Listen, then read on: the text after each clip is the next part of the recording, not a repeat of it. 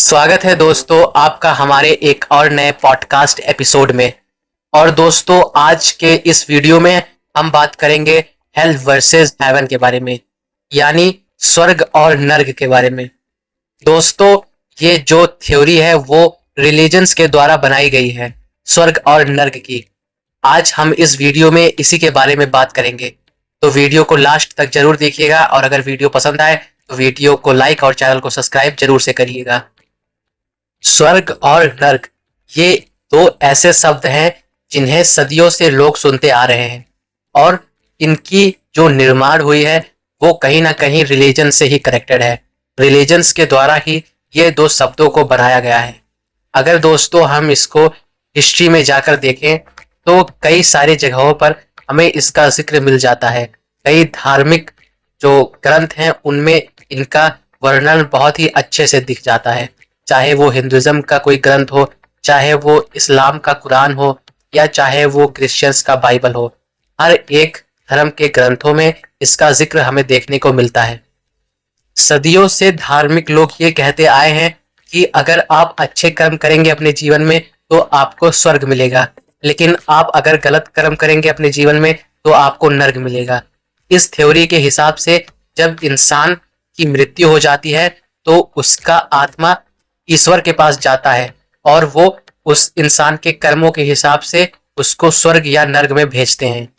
स्वर्ग और नर्क की डिफिनीशन हर किसी के लिए अलग हो सकती है दोस्तों। कुछ लोग स्वर्ग का मतलब समझते हैं कि उनको एक ऐसे जगह पर जन्म मिलेगा जहां पर बहुत ही ज्यादा खुशहाली, बहुत ही ज्यादा शांति और बहुत ही अच्छी चीजें होंगी।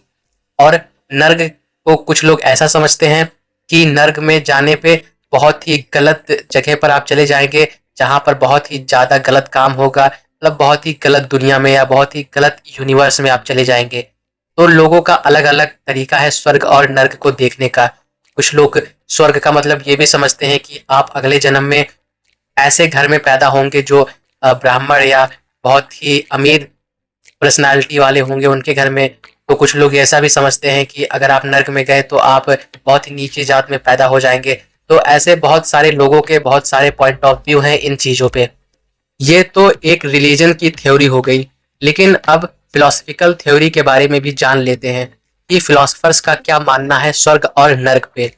अगर हम एग्जाम्पल लें ओशो का, तो ओशो ऐसा मानते हैं कि स्वर्ग और नर्क जैसी चीज जिंदगी के बाद नहीं होती है, वो जिंदगी के दौरान ही होती है, अपने लाइफ के ड्यूरिंग ही होती है।